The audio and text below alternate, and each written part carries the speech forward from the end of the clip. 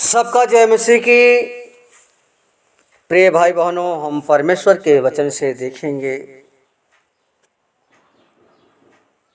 कि वचन हमें क्या सिखाता है। अगर हम देखते हैं लूका 24 अध्याय और उसका 37 पद, लिखा है कि परंतु वे घबरा गए और डर गए और समझे कि हम किसी भूत को देख रहे हैं। उसने उनसे कहा, क्यों घबराते हो और तुम्हारे मन में क्यों संदेह उठते हैं। प्रिय साथियों, परमेश्वर का वचन जो है हमें सिखाती है कि जब प्रियो यीशु मसीह को मारा गया, गाड़ा गया और तीसरे दिन यीशु मसीह मुर्दों में से जी उठा, तो वहाँ पर यीशु मसीह जब चेला एक साथ लोग बैठे थे, बातें कर ही रहे थे कि यीशु मसीह अचानक आ करके खड़ा हो गया और उसने कहा कि तुम्हें शांति मिले। प्रियो, यीशु मसीह एक बाय एक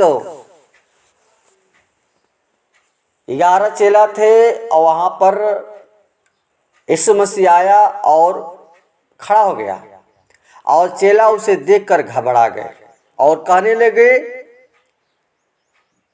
कि डर गए और कहने लगे और समझे कि ये तो भूत को देख रहे हैं।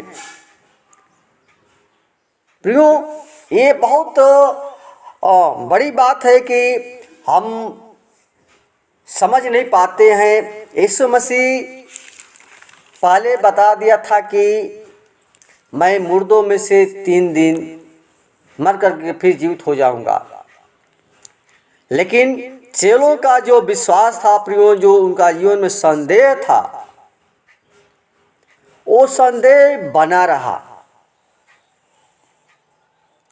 हम देखते हैं जब प्रियो यीशु मसीह जब कब्र में गाड़ा गया तो वहाँ पर कब्र पर बड़ा एक पत्थर का टुकड़ा रखा गया था और ताकि कोई हटा ना पाए, कोई चुरा ना ले पाए, मुहर भी लगी थी। लेकिन प्रियो, सबसे पहले वहाँ पर मरियम मगदलिनी उस कब्र पर पहुंची, यानी गई। और प्रियो, जब वो कब्र पर गई तो वहाँ पर गई तो कब्र का जो पत्थर था वो लुढ़का हुआ था, यानी वो पत्थर जो था वो हट गया था। और वहाँ पर परमेश्वर का दूत दिखाई दिया, सफ़ेद वस्त्र पहने हुए, और बैठा। और वो जान गया, उससे डर गई। लेकिन परमेश्वर के दूत ने उससे कहा कि तुम क्यों यहाँ ढूंढती हो, यहाँ तुम क्यों ढूंढती हो? तुम नहीं जानती कि जिसको तुम ढूंढती हो ओ तुम जीवते को मरे हमसे क्यों ढूंढ? कहा सुदूत ने कहा कि तुम उस जीवते को मरे हुए में क्यों ढूंढती हो? तुमको याद नहीं है कि तुम वचन में लिखा है कि वह मनुष्य का पुत्र पापियों के हाथ में पकड़वाया जाएगा और क्रूस पर चढ़ाया जाएगा और तीसरे दिन जी उठेगा। प्रियो, उसको बात तब समझ में आई, तब उसको याद आया और कब्र से वो लौट करके और 11 चेलों को जा करके ये बात को सुनाई। लोगों ने विश्वास नहीं किया, चेलों का विश्वास नहीं हुआ। आपस में लोग तरह तरह की बातें कहे, लेकिन फिर भी उन लोगों का मन में संदेह बना रहा। क्यों संदेह तो क्यों नहीं बनेगा? क्योंकि यीशु मसीह मुर्दों में से जी उठा और आज तक कोई मृत्यु से जीवित नहीं हुआ। जो मृत्यु पा गया वो जीवित नहीं हुआ। कोई ईश्वर भी, संसार में बहुत ईश्वर हैं, लेकिन कोई भी ईश्वर नहीं जिंदा हुआ, कोई परमेश्वर जिंदा नहीं हुआ। केवल यीशु मसीह ही प्रियो मर करके तीसरे दिन जी उठा। लेकिन चेलों का जो विश्वास था कि वो कैसे हो सकता है, उनके आंख पर पर्दा लगा हुआ था। प्रियो, वो पर्दा कब हटा? जब यीशु मसीह प्रियो उसके पास गया और उन लोगों के पास जाने के बाद वो भोजन करने बैठा, तो उसने रोटी लेकर धन्यवाद किया, उसने तोड़कर उनको दे दिया और तब उनकी आंखें खुली और उन्होंने उसे पहचान लिया और फिर छिप गया। यानी प्रियो, परमेश्वर का वचन हमें सिखाता है कि यीशु मसीह जब 11 चेले एक साथ बैठे और बात ही कर ही रहे थे कि ये कैसे हो सकता है, तो यीशु मसीह आया और लोग उसे नहीं पहचान पाए। उनके जीवन में संदेह बना रहा। लेकिन यीशु मसीह ने कहा कि तुम क्यों घबराते हो, तुम्हारे मन में क्यों संदेह उठते हैं? देखो मेरे हाथ और मेरे पांव को देखो कि मैं वही हूं, मुझे छू कर देखो, क्योंकि आत्मा के हड्डी मांस नहीं होता जैसा तुम मुझ में देखते हो। प्रियो, यीशु मसीह ये सारे बातें कही और दिखाई, तब चेलों का विश्वास हुआ। लेकिन उसी में एक चेला था, थोमा नहीं था उस समय, और वो जाना कि नहीं यीशु मसीह वो जिंदा हो गया है। उसने कहा कि जब तक मैं जो हाथ में कीली ठोकी गई है उस हाथ को नहीं देखूंगा और जो कीली ठोकी गई है उसके पंजर में हाथ डाल करके नहीं देखूंगा, तब तक मुझे विश्वास नहीं होगा। प्रियो, संदेह जो है आज हमारा अब तक बना है। अब तक हम प्रभु के ऊपर संदेह करते हैं। हमारा संदेह जीवन में हमेशा बना रहता है। परमेश्वर यीशु मसीह प्रियो मर करके जिंदा हुआ और जिंदा है, और जब थोमा उसके हाथ में पंजर डाला तब उसका विश्वास हुआ और यीशु मसीह ने कहा कि तुम तो मेरे हाथ पांव में अंगुली डाल करके, पंजर में अंगुली डालकर विश्वास किया है, लेकिन धन्य है वे लोग जो बिना देखे विश्वास करते हैं। हालेलुया। प्रियो, परमेश्वर हमारा महान परमेश्वर है यीशु मसीह, जो पूरे इस संसार को बनाया और प्रिय पौलुस जो है रोमियो 6 का 9, 10 में और 11 पढ़ते हैं तो लिखा है कि यह जानते हुए कि मसीह मृतकों में से जिलाया जाकर फिर मरने का नहीं, न अब उस पर मृत्यु की प्रभुता है, क्योंकि जब वह मरा तो पाप के प्रति सदा के लिए मर गया, परंतु अब जो जीवित है वह परमेश्वर के लिए जीवित है। इसी प्रकार तुम भी अपने आप को पाप के लिए मृतक परंतु मसीह यीशु के लिए जीवित समझो। प्रियो, हम संदेह जो उस समय चेलों को था, लेकिन प्रभु का वचन कहता है कि धन्य वे लोग जो बिना देखे विश्वास करते हैं। तो प्रियो, हम जीवन में परमेश्वर यीशु मसीह को जाने जो एक ही बार पापों के लिए मर गया और अब जीवित है, अब वो मरने का नहीं है। अगर हम देखते हैं वचन से तो प्रभु का वचन हमें सिखाता है। इब्रानियों 9 का 27 में पौलुस बताता है कि पिता परमेश्वर ने प्रत्येक मनुष्य के लिए एक प्रावधान निश्चित किया है और वह जैसे मनुष्यों के लिए एक ही बार मरना और उसके बाद न्याय का होना निश्चित है। न्याय का होना निश्चित है, मैंने नियुक्त किया है। प्रियो, अब हमारा जो यीशु मसीह आएगा, अब न्याय करने के लिए आएगा। प्रिय साथियों, परमेश्वर का वचन हमें सिखाता है कि उस परमेश्वर ने मनुष्य के जिस शरीर को मिट्टी से बनाया, वही शरीर मिट्टी में मिल जाता है। जो मिट्टी का शरीर, जिस परमेश्वर ने शरीर को मिट्टी से बनाया और वो शरीर मिट्टी में मिल जाता है, और एक बार मरना प्रत्येक मनुष्य के लिए परमेश्वर ने निश्चित किया है।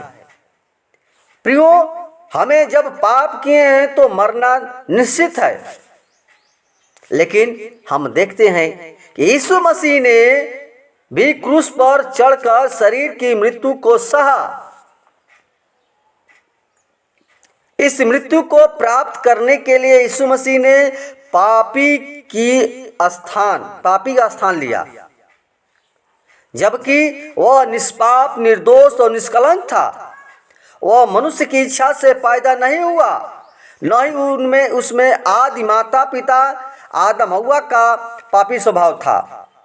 प्रियो, वह तो पवित्र आत्मा के सामर्थ्य से शरीर में प्रकट हुआ और परमेश्वर की इच्छा अनुसार मृत्यु को प्राप्त हुआ।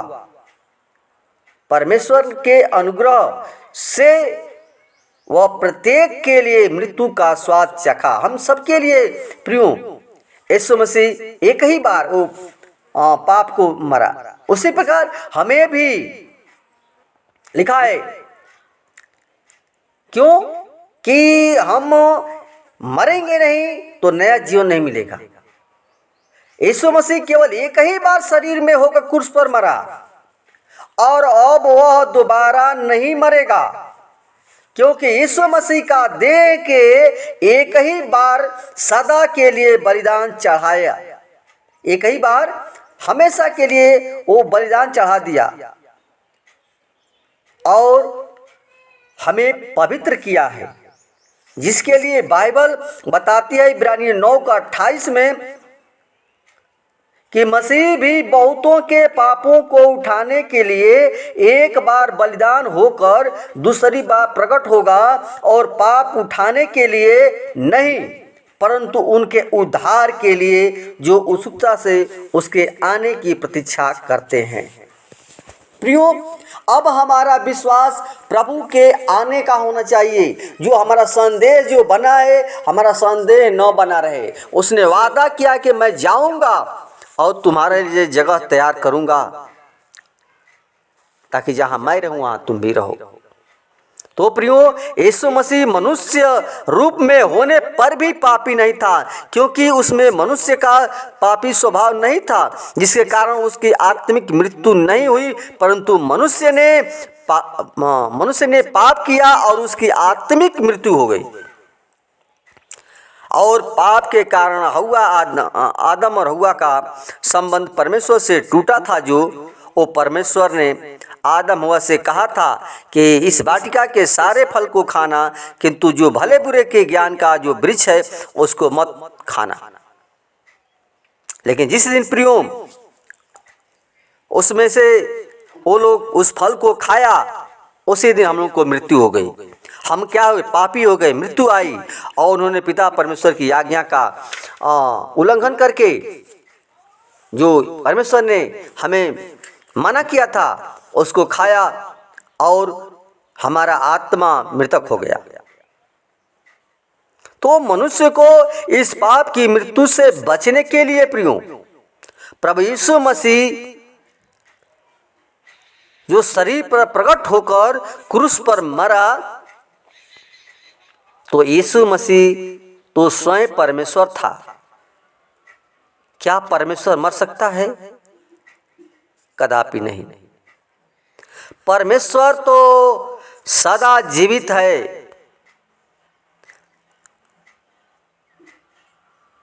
परमेश्वर सदा जीवित है।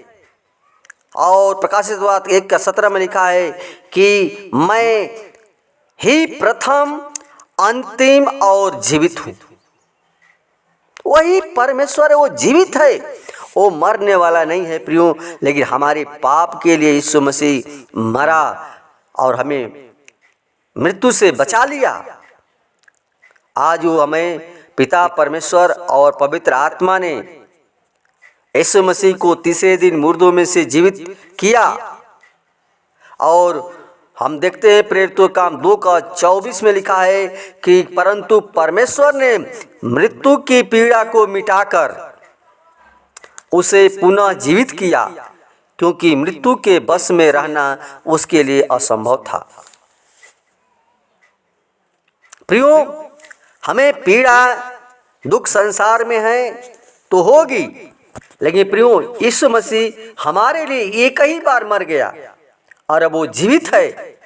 और वो यीशु मसीह वो युगानुयुग का जीवित है। और जो लोग मसीह पर अपना पूरा विश्वास रखते हैं कि वह क्रूस पर मरकर तीसरे दिन मुर्दों में से जी उठा, और जो पश्चाताप करके यीशु मसीह को प्रभु और उद्धारकर्ता ग्रहण कर लेगा, वे ही लोग दूसरी मृत्यु से बच सकते हैं।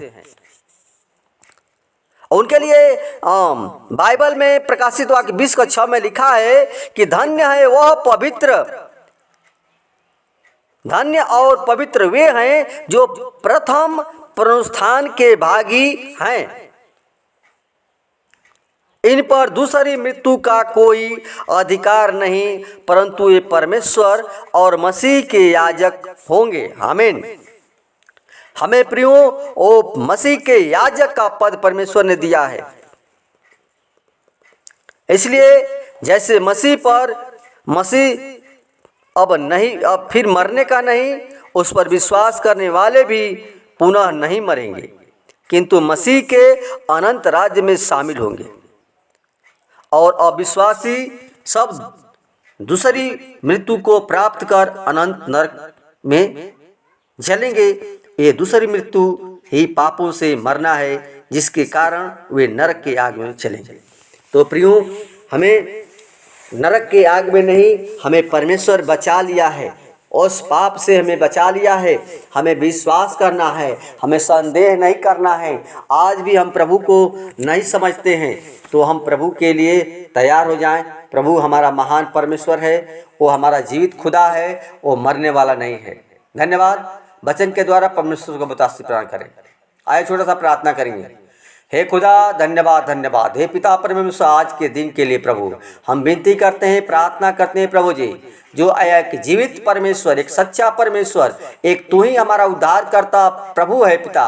हम तो प्रभु जी केवल मिट्टी ही हैं, और प्रभु जी तू मिट्टी को सान करके प्रभु जी हमें प्रभु जी उसमें जीवन का सांस फूका पिता, और मनुष्य जीवित प्राणी हो गया। लेकिन प्रभु इस पाप में तेरी आज्ञा के उल्लंघन के कारण हम पापी बन गए। लेकिन यीशु मसीह तू धन्यवाद देते हैं प्रभु कि हम सब पापों के लिए, पूरे संसार के मनुष्य के लिए तू अपने आप को पाप को उठा लिया, पाप को ले लिया और फिर मृतकों में से जी उठा। हाँ, वो जीवित परमेश्वर है, तू सच्चा परमेश्वर है। हम चाहते हैं हर एक भाई बहन प्रभु जी जाने कि तू जीवित खुदा है, हर एक लोग जाने कि तू ही उद्धार करता परमेश्वर है, तू ही तुम्ही को जाने कि तू ही जीवन को देने वाला, बचाने वाला तू है। तू ही हमारा पापों को, दुख को, बीमारी को, सब कुछ अपने ऊपर ले लिया है। हे पिता, हर एक के जीवन में वो विश्वास बना रहे पिता, थोमा की तरह विश्वास न हो पिता, बल्कि हर एक का विश्वास तुझ पर दृढ़ रहने पाए पिता परमेश्वर। और प्रभु जैसे थोमा को अंत में विश्वास हुआ पिता और तेरे काम को पूरा किया, उसे हर एक भाई बहन प्रभु जी वो संदेह को खत्म करके पिता ओ प्रभु तेरे वचन के अनुसार, तेरी व्यवस्था के अनुसार तेरे काम को पूरा करने पाए। हे पिता परमेश्वर, तो अनुग्रहकारी दयालु परमेश्वर है। हर एक के आत्मा, शरीर, प्राण तेरे हाथों में सौंपते हैं। वचन के द्वारा हर एक को बता के परमेश्वर आशीष देता है। आमीन।